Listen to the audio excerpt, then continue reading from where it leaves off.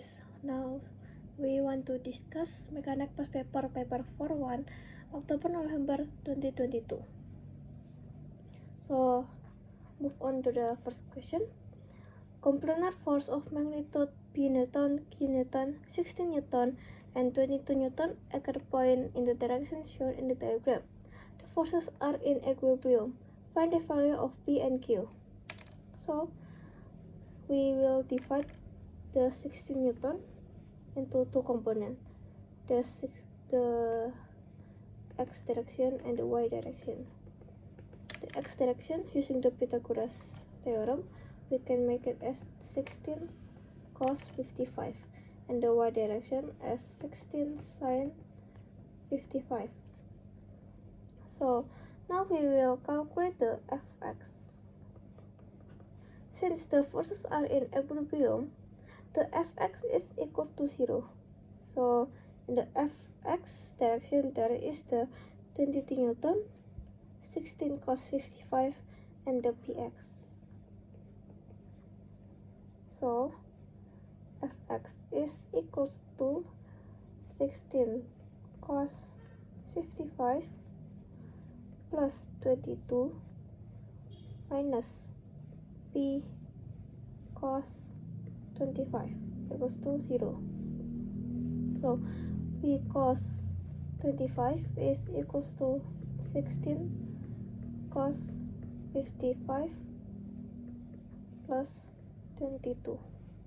So P is equals to 16 cos 55 plus 22 divided by cos 25. So P is equals to 34.4. Next, we will calculate the Fy. Same with the Fx, Fy is also equals to 0 since the forces are in equilibrium. So for the y direction, there's also three components: the 16 sin 55, Qn, and Py. So 16 sin 55 plus Q minus P sin 25 is equals to 0. Q is equals to pi sin 25 minus 16 sin 55. Since we already know that P is equals to 34.4, so Q is equal to 34.4 sin 25 minus 16 sin 55. So Q is equals to 1.43 Newton. So to conclude it, the answer for this question is P is equals to 34.4 Newton and Q is 1.43 Newton. So for question number 2, small smooth spheres A and B of equal radii of masses 6 kg and 2 kg respectively lie on a smooth horizontal plane. Initially, A is moving towards B with speed 5 meters per second and B is moving towards A with speed 3 meters per second. After the spheres collide, both A and B move in the same direction and the difference in speed of the spheres is 2 meters per second. First, we can use the formula MA UA plus MB UB is equal to MA VA plus MB VB. We're given the first mass is 6 and the first initial velocity is 5. And then since A and B go in the opposite direction, the B will be minus, the mass of B will be 2, and the initial velocity of B will be 3. Same thing, the mass of A will be 6. Now for the final velocity of A, it's given that there is the difference in the speed of the sphere, which is 2 meters per second. Now we let the final velocity of B is x. So which means the final velocity of A will be x minus 2. And then the mass of B is 2 times x, which is the final velocity of B. Now, the total of this will be 24 equal to 6x plus 2x is equal to 8x. And 6 minus 2 times minus 2 is equal to minus 12. We move the minus 12 to the side, which means it's 36 equal to 8x. X will be equal to 4.5 meter per second. Now we have to find the loss of kinetic energy of the system due to the collision, which means we have to minus the initial velocity, kinetic energy, and the final kinetic energy. So for the initial kinetic energy, it will be using the initial velocity itself. First, the kinetic energy of A will be 1 over 2 times 6 times 5. We will add it with the initial velocity of B, which is 1 over 2 times 2 times 3 squared. All of this will be equal to 84 joule. And now, for the second kinetic energy, it will be using the final velocity. So for A, it will be 1 over 2 times 6 times 4.5 minus 2 squared. And for B, it will be 1 over 2 times 2 times 4.5 squared. When you calculate all of this, it will be equal to 39 joule. So we can conclude that the loss in kinetic energy is equal to 84 minus 39 joule, which equal to 45 joule. So this will be the final answer for this question. Next to the third question, a constant resistance of magnitude 1400 Newton against a car of mass 1250 kg. The car is moving along a straight level road at a constant speed of 28 meters per second. Find in kilowatt the rate at which the engine of the car is working. So, knowing that the car has a constant speed, it means that the acceleration is equal to 0. So, fx is equals to 0. So, the driving force minus the resistance force is equals to 0. So, Fd is equal to Fr. Since the resistance is 1400, so Fd is also 1400 Newton. Using the power formula, Fd times velocity, so the engine of the car is working, the power of the car is 1400 times 28, which is equals to 39,200 watt. So change it to kilowatt, it is 39.2 kilowatt. Next to the part B, the car is now traveled at a constant speed up a hill inclined at angle of theta to the horizontal, where sin theta is equals to 0.12, with the engine working at 43.5 kilowatt. Find the speed. So the power is equals to 43,500 watt. So we will draw the diagram first.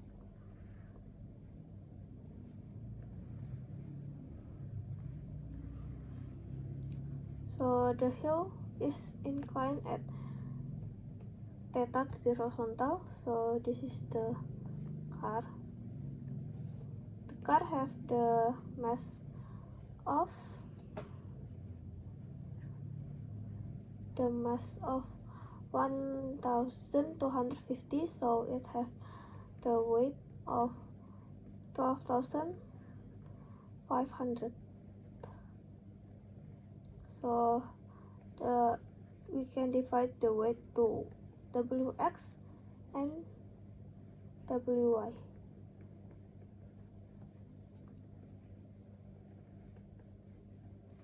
Next, there is a driving force and the resistance force.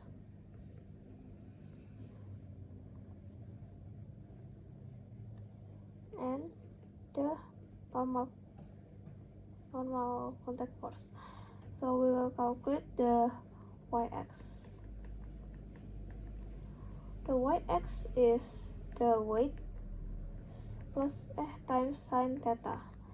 So the weight is 12,500 times 0.12 equals to 1,500 Newton. So since it's also have a constant speed, so the Fx is equal to 0. So the driving force minus the resistance force minus Vx is equals to 0. So the driving force is the resistance force plus the Vx. So the resistance force is the same as the previous part. It is 1,400 Newton. So 1,400 Newton plus 1,500 equals to 2,900 Newton. So using the power formula, power equals to driving force times velocity. We will find the velocity by power divided by the driving force. So the power is 43,500 divided by 2,900. So we will get the velocity is equals to 15 meters per second. So next to the next part. On another occasion, the car pulls a trailer of mass 600 kg up the same hill. The system of the car and the trailer is modeled as a particle connected by a light and extensible cable. The engine produces a driving force of 5,000 Newton and the resistance motion of the trailer is 300 Newton. The resistance to the motion of the car remains 1,400 Newton. Find the acceleration of the system and the tension in the cable. So, first we will draw the diagram first.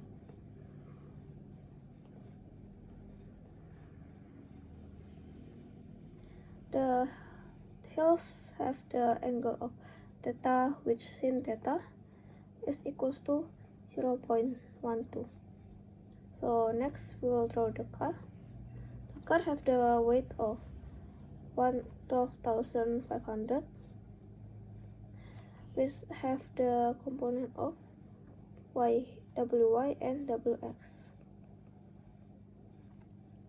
It have the resistance force and the driving force. It's connected with a trailer with the tension between them. The trailer have the weight of 6,000 Newton and it have a resistance force as well, and we can divide the weight into Wy and Wx. So next we will calculate the Wx of the car and the trailer. The car have the Wx of 1,500 Newton and the trailer is 6,000 sine theta, which is 6,000 times 0.2 2 equals to 720 Newton. So the formula for the force is mass times acceleration. So we will calculate for the car first. The force of the car is the driving force minus the Wx minus friction force minus tension equals to mass times acceleration. So 500 minus 1500 minus 1400 minus t equals to 1250 A. So 2100 T minus T equals to 1250 A. So this is the first equation.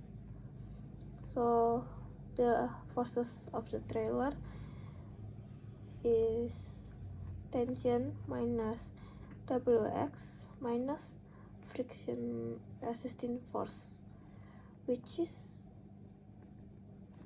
T minus 720 minus 300 equals to 600 A. So T minus 1020 equals to 600 A.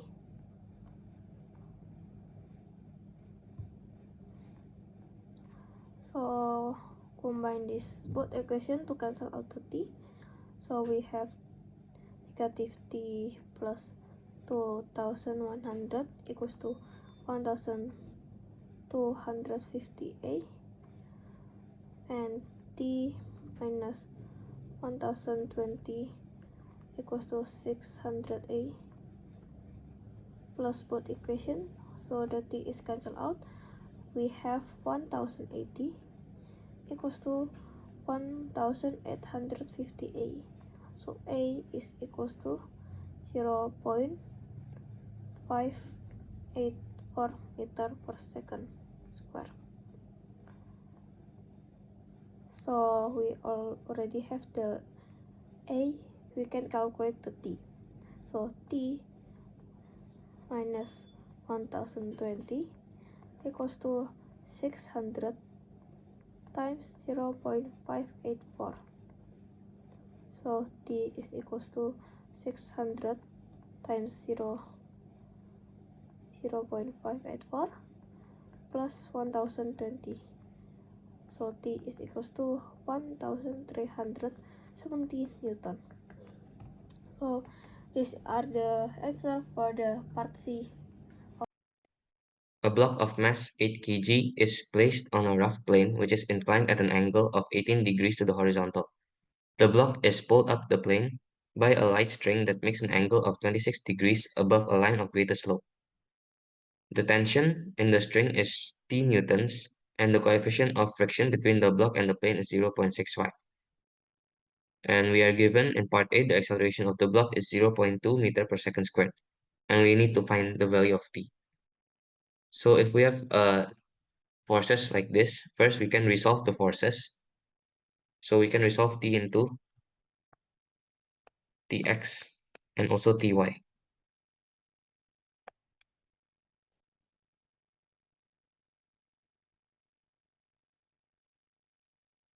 And now we can also resolve the weight of the block. So we know that the weight is equals to 80 newtons because of the mass times the acceleration of gravity, which is 10. And we also uh, have here Wx and Wy. And also not forgetting the normal force over here.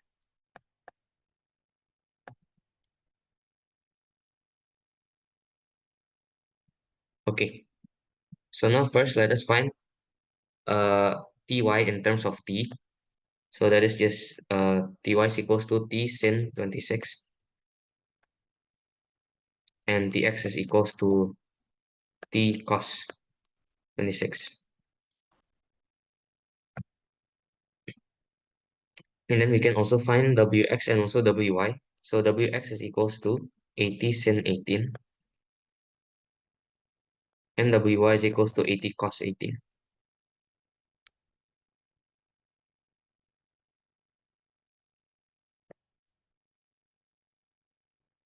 Okay, so now to find T, oh, I almost forgot. There's also friction force between the block and the plane because it is a rough plane. Okay, so now let us find the friction force first. And to do that, we can use the formula. Friction force is equals to nu times n. We have nu already, which is 0.65. However, we still not yet have the normal force. And to find the normal force, we need to consider the forces in the y direction. So sigma Fy equals to 0. And we know that n plus Ty is in the positive direction and Wy is in the negative direction. So n plus Ty is just equals to Wy. And n is equals to Wy minus Ty. So we know that n is now equals to 80 cos 18 minus t sin 26.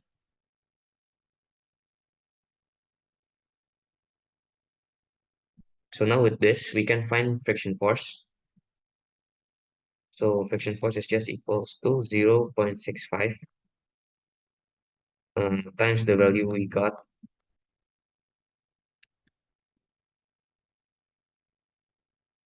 Hence, we can simplify this into 52 cos 18 minus 0.65 t sin 26. So that is our friction force.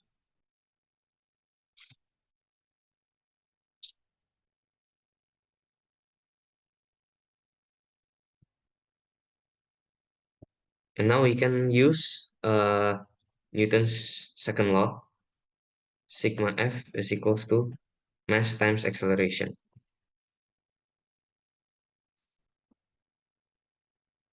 So the forces in the x direction, we have dx, wx, and also friction force. So we will use these forces, and we can make the equation, sorry, dx minus wx minus ff, which is friction force, is equals to um, the mass times the acceleration.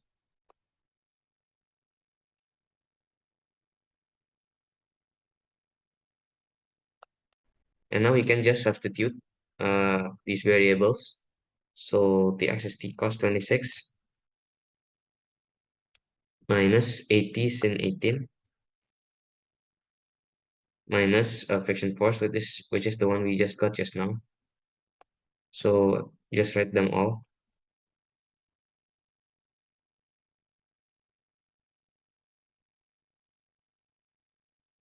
Is equals to the mass of the block, which is 8 kg times the acceleration, which is 0.2 given over here.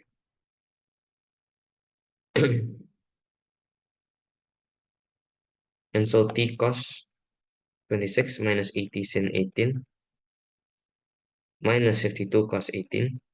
We can just open the brackets, plus 0.65 t sin 26 is equals to 1.6. And now we can put all the t on the left side. So t cos 26 plus 0.65 t sin 26 is equals to, and all the other values we put on the right side.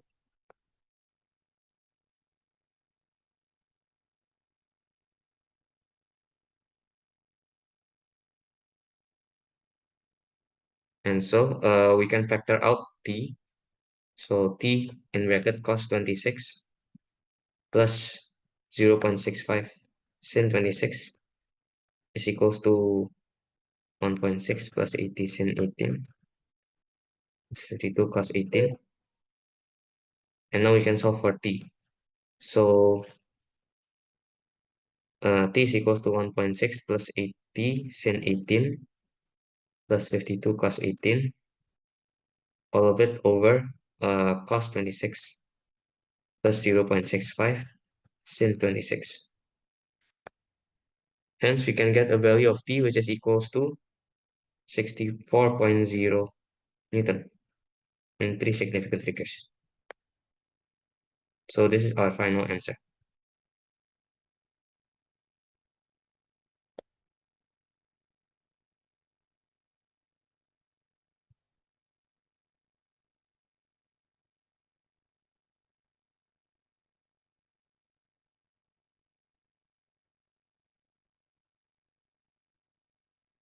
And now we're gonna move on to part B.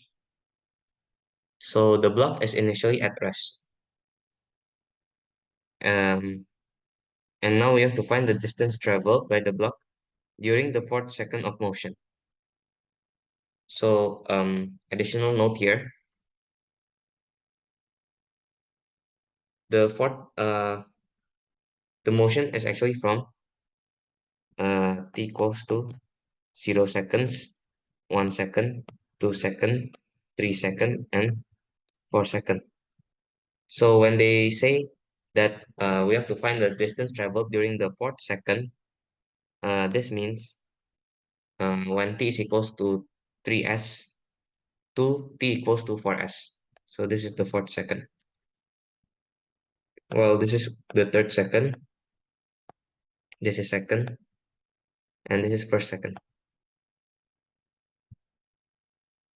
So fourth second doesn't actually mean t equals to 4s alone, but the distance between t equals to 3s and t equals to 4s. So the difference between this and this. Okay. So to do this question, first we can identify the variables we have. We don't have s since we're trying to find that. U equals to 0 since it is initially at rest. We don't have final velocity, but we have a, which is 0.2 meter per second squared. And we have t, which is equals to 3s and 4s. Okay, so we can do this question by using one of the equations of linear acceleration, which is this equation, s equals to ut plus 1 over 2 at squared. We can immediately cross out ut since 0 times t is just 0. So s equals to 1 over 2 at squared, which is equals to 1 over 2, yeah, 1 over 2 at squared. So first let us find when s is equals to, let's find the s when t equals to 3s. So this equals to 1 over 2 at squared. It equals to 1 over 2, 0.2 times 3 squared, which is equal to 0.9 meters. And then let's find s when t equals to 4s, 4 seconds. So 1 over 2 at squared, 1 over 2 times 0.2 times 4 squared. And we will get a value of 1.6 meters.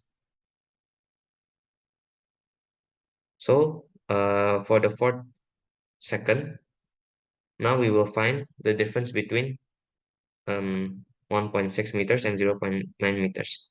So s during the fourth second is equals to is just equals to 1.6 minus 0.9, which is 0.7 meters.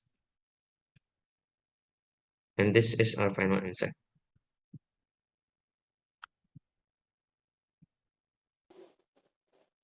Number 5. A particle P moved on the x-axis from the origin O with an initial velocity of minus 20 meter per second. The acceleration a meter per second square at time t s after leaving O is given by A equal to 12 minus 2t. Now sketch a velocity time graph for 0 to 12 indicating the times when P is at rest. So we're given the equation of the acceleration, which is 12 minus 2t. Now using this formula, we can find the formula of velocity by integrating it. So the integration of 12 minus 2t will be equal to 12t minus t squared is c. Now, to find the c, we're given from the questions that when the p moves on the x-axis, the initial velocity is minus 20 meters per second. So, which means the velocity will be minus 20 equal to 12t minus t squared plus c. Now the t will be equal to 0. So c is minus 20. So the final formula of V will be 12t minus t squared minus 20.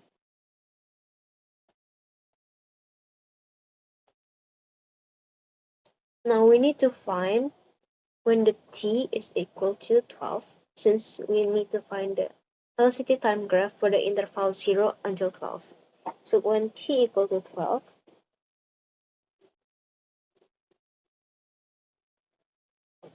the velocity will become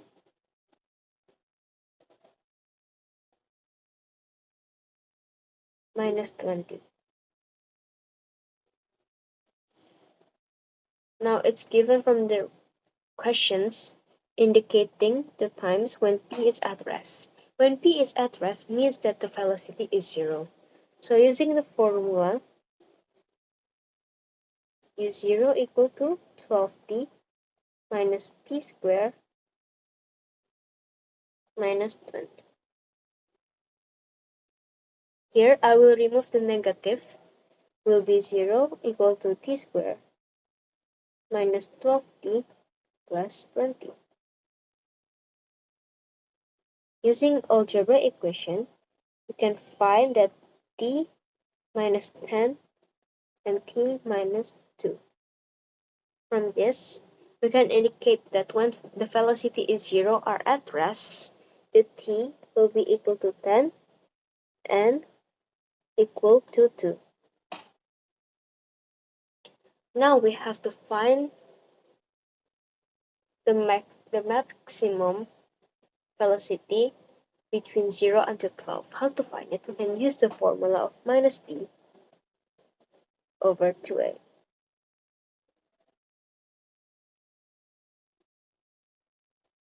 Minus b will be equal to minus 12 over 2 times minus 1, which equal to 6.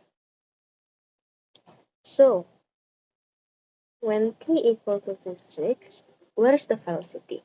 It will be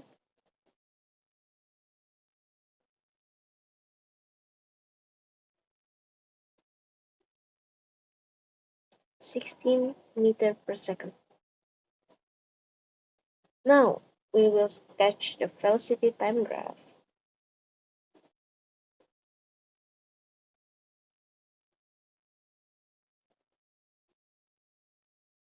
With the time in seconds, the velocity in meter over second.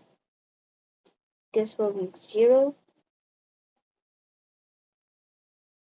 16, and minus 20.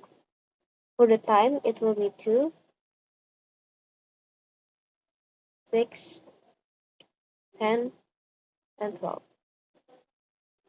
So, when t equal to 0, the velocity is minus 20. When t equal to 2, the velocity is 0. When t equal to 6, the velocity is 16. When t equal to 10, it goes back to 0. And when t equal to 12, it goes back to the origin, which is minus 20 meters per second. Now, connecting all the dots, we will get the velocity time graph like this.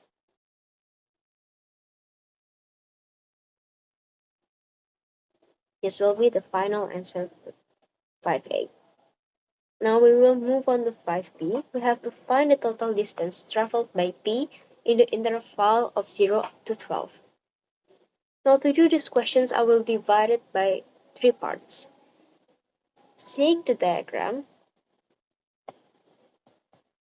we can divide it so this will be the first distance,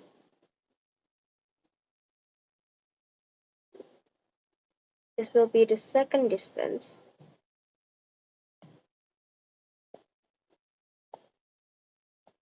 and this will be the third distance. So we divide it into 3 parts. The first part will be 0 to 2 seconds. The second part will be 2 to 10 seconds, and the last part will be 10 to 12 seconds. Now, to find the formula of distance, we need to integrate the formula of velocity that we already have.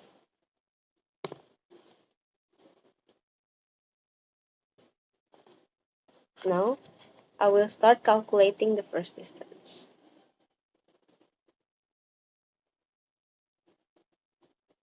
So the first distance is between 2 and 0, and the formula of our velocity is minus t squared minus 12t minus 20 dt. Integrated into 1 over 3t cubed plus 60 squared minus 20t. This will result in minus 56 over 3 minus 0. So the final result of the first distance is minus 56 over 3 meter.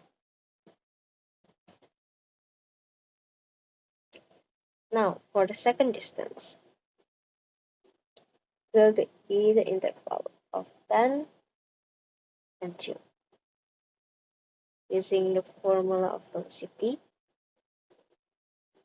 integrate it.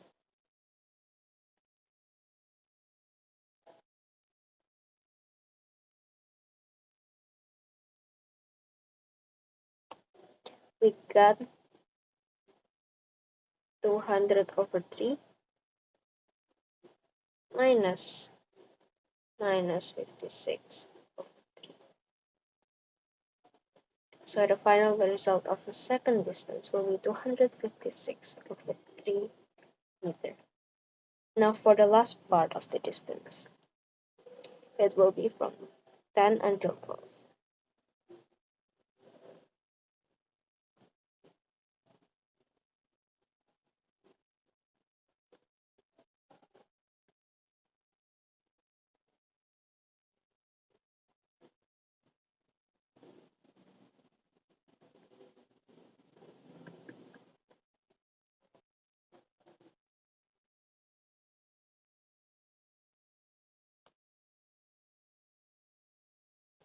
So it will be 48 minus 200. So the final result of the third distance is minus 56 over 3 meter.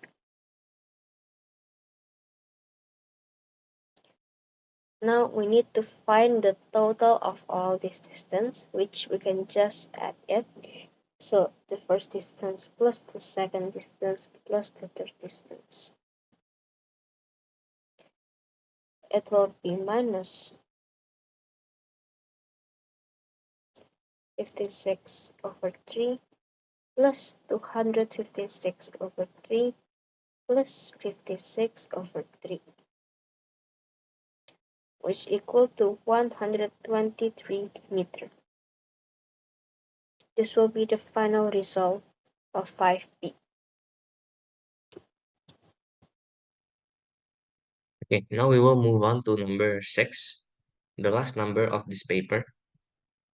So, figure 6.1 shows particles A and B of masses 4 kg and 3 kg respectively, attached to the ends of a light inextendable string that passes over a small smooth pulley. The pulley is fixed at the top of a plane which is inclined at an angle of 30 degrees to the horizontal. A hangs freely below the pulley and B is on the inclined plane. The string is taut and the section of the string between B and the pulley is parallel to a line of greatest slope of the plane. It is given that the plane is rough and the particles are in limiting equilibrium. And now for part A, we need to find the coefficient of friction between B and the plane. Okay, so to do this, let us first resolve the forces on A and B. So on A, it's just simple, since there are only forces on the y direction. So it's just its weight, which is equals to 40 newtons, and the tension due to the string. For B, we have the weight, which is 30 newtons, which can be resolved further into Wx and also Wy. And of course, we have a normal force for B and also the tension due to the string.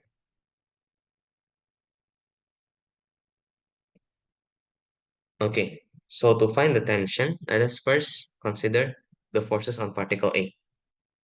Since they are in limiting equilibrium, so the total forces on A will just be equal to 0. So sigma F equals to 0, and um, T is in the positive direction while Y is in the negative direction. So T minus 40 is equals to 0, and T is just equals to 14 newtons. And now we will consider particle B. So for particle B, since it is in equilibrium, all the forces are also in, all the forces will also be equal to 0. For particle B, there's actually also a friction force, since the question says that the plane is rough, but it is in limiting equilibrium. So since we know that the motion of both particles will go this way, since A is obviously heavier, so it will move towards A. B will move, the friction of between B and the plane will be just in the opposite of the motion. So it will actually go this way. So that's how we can tell the direction of the friction. It always opposes the motion of the particle it acts on. Okay. So now for B, we will consider the forces in the x direction. So sigma Fx equals to 0, and T, so T minus the friction force minus the Wx as well is equals to 0. And now, since we know that T is equals to 40 minus friction force minus the Wx,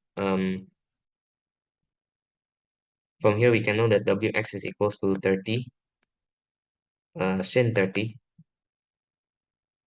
and Wy equals to 30 cos 30. So Wx is equals to 30 sin 30 equals to 0. So friction force is equals to 30 sin 30 minus,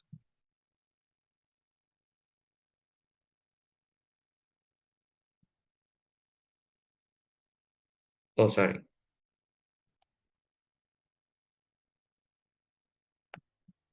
40 minus 30 sin 30 is equals to friction force. So friction force will just be equals to 25 newtons.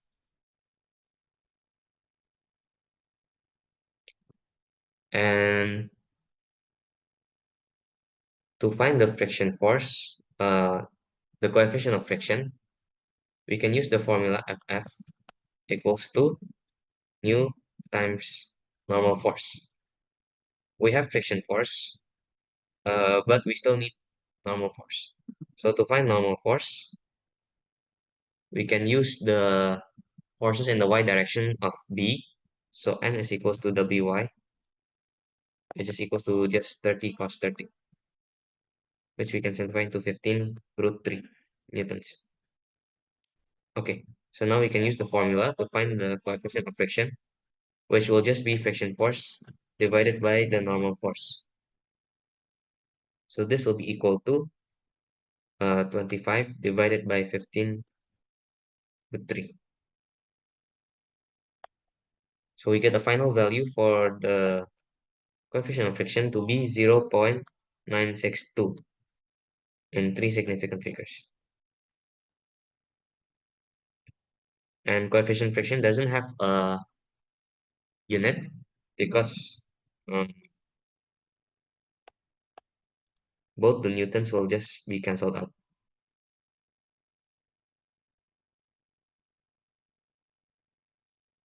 Okay, so that's for part A.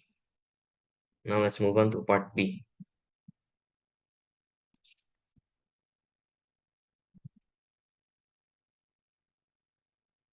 It is given that instead the plane is smooth and the particles are released from rest when the difference in the vertical heights of the particles is 1 meter. Use an energy method to find the speed of the particles at the instant when the particles are at the same horizontal level. Okay, so this question is kind of tricky because instead of using forces, we need to use energy method. So first, let us see the diagram and try to see the distance that A and B moves during this journey. So let us say that this is the height where they have the same vertical height. This will be our reference point. And let us say that A A will fall by a height of S. Now, since they are in a pulley system, so the distance traveled by A will also be the distance traveled by B. So B will travel up the slope uh, also by S, a distance of S. However, S is not the vertical height that B travels. So to find the vertical height that B travels, we'll just use simple trigonometry.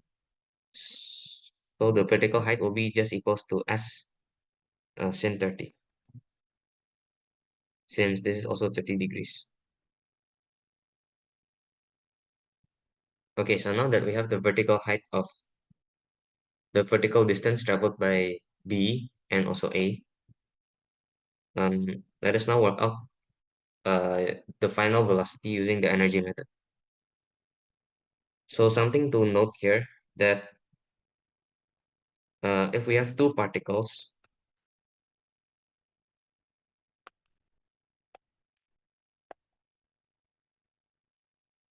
so we always need to use the difference in their total energy.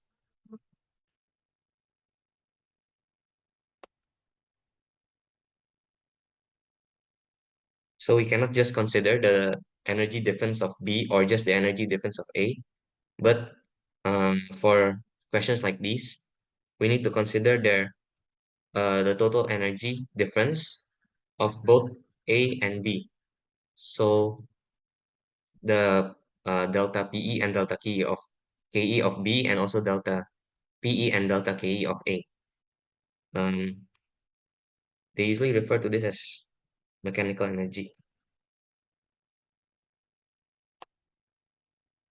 Okay, and now that we know about this, we can now use the formula for conservation of energy, which is work done by driving force minus work done by resistive forces is equals to delta PE plus delta KE. And since we have it didn't mention that there's a driving force and the plane is now smooth, so there are no resistive forces. So WDF and WDR, we can consider it to be zero. So 0 equals to delta PE plus delta KE. And as I've mentioned before, we need to consider the total energy difference. So I'm just going to elaborate this into delta PEA plus delta PEB plus delta KEA plus delta KEB. Okay, so now we can substitute the values. So 0 is equals to the mass of A, which is 4 kg, times acceleration due to gravity, 10, times uh, S. Sorry, not S, but negative S. Why negative? Since A is falling down, so it loses potential energy. That's why you use negative S. And PEB, so the mass of these three times 10 times S in 30.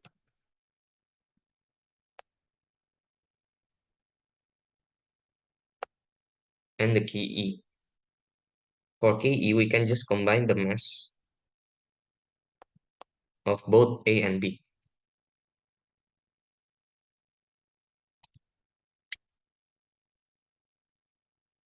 So we can just combine the mass of both A and B to become 7, since 3 plus 4 is 7. And why we can do this? Um, so basically, in a pulley system, other than the distance that they travel is the same, they will also have the same acceleration.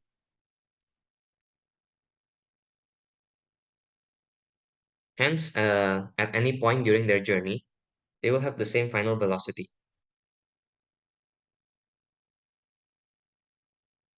Same final velocity. Okay. So, other than this distance, they also have the same final velocity. Hence, we can combine the equation for KA and KEB, um, and just using immediately their total mass. Okay. So now we have everything except for S. But from the diagram here, we know that S plus S sin 30 is just equals to 1.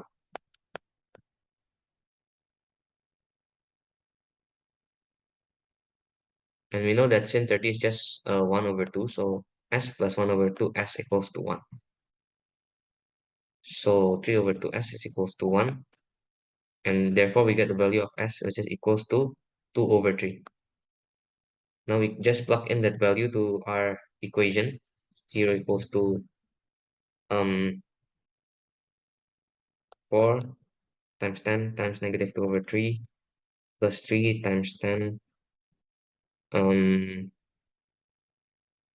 2 over 3 times 1 over 2. It's just equals to 2 over 6, which is equals to 1 over 3.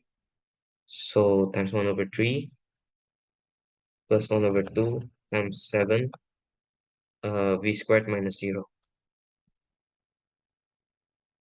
And we can simplify this further to become negative 80 over 3 plus 10 plus 7 over 2 v squared. And now we isolate v squared. So we move this to the left side. 80 over 3 minus 10 is equals to 7 over 2 v squared.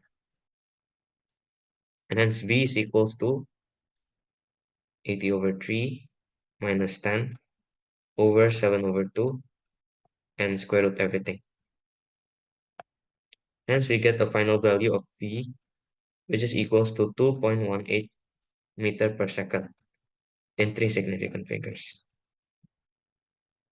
And that's the final answer to the final problem of this paper. Okay guys, this is the end of the discussion for this past paper. Thank you for watching.